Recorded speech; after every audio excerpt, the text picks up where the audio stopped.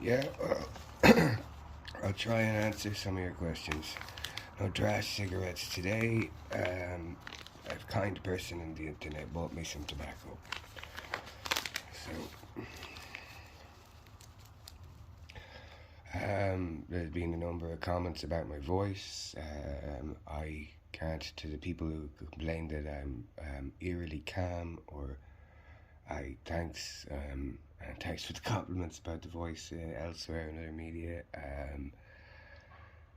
I don't know what to do with the accent, but there's things in linguistics called leveling and accommodation, and people who make music are more prone to it, apparently.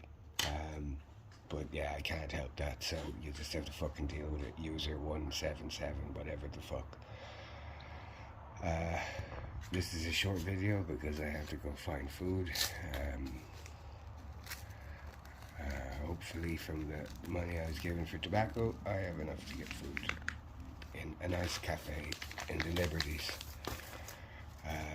Hopefully Catherine's Cafe. If you haven't been to Catherine's Cafe, you should try it out. It does one of the best fries in Dublin.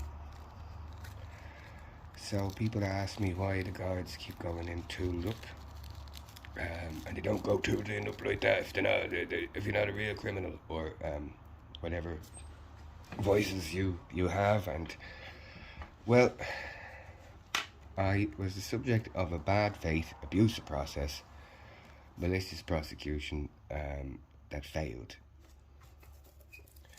and that was taken by a guard I took a GSOC complaint against for torture, false imprisonment, kidnapping, and a array of other things stemming from a wellness check he performed illegally with his colleagues. And I'll get into that in a longer video in a little bit. However, the current period, which is what I'm addressing at the moment, is due to that failed prosecution. How do I know that? Because the video that you see that starts this, where I'm being tortured, and I am being tortured, contrary to user fucking head up his own ass 118, says that I'm chanting. I'm not chanting. There's no church here. I'm being fucking tortured by 4 and 5 guards at gunpoint.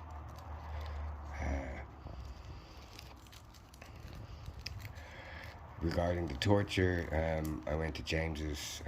I've lost the feeling in my hands, and I've told that I may or may not get the feeling back in my hands.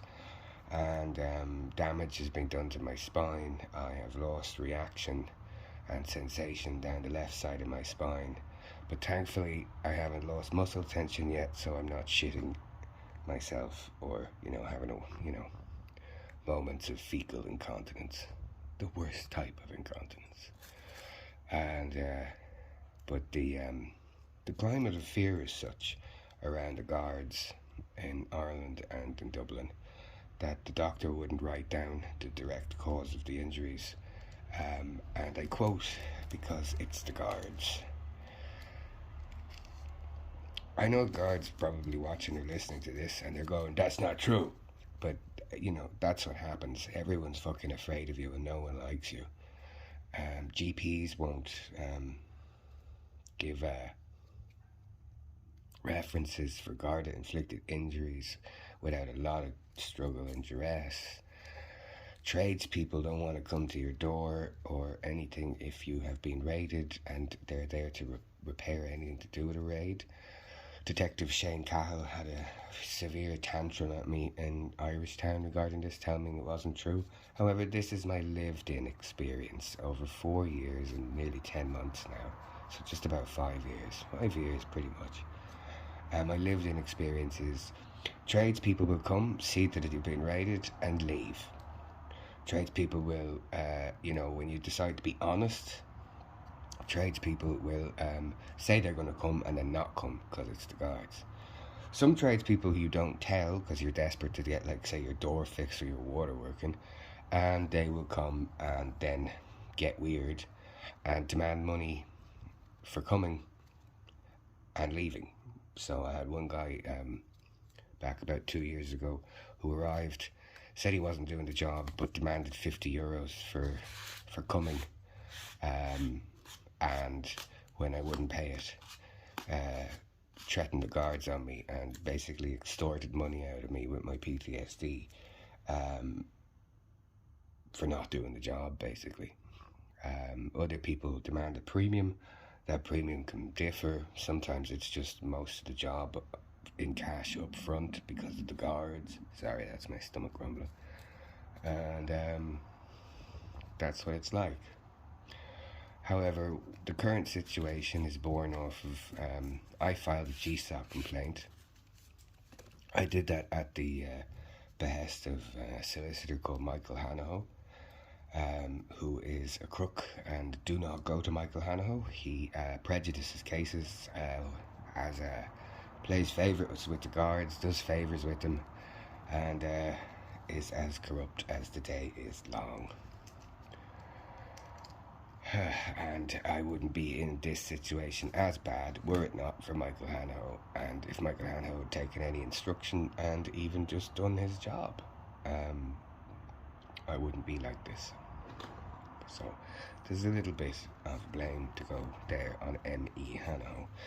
If you're down on your luck, and down by law, don't go to Hanaho's.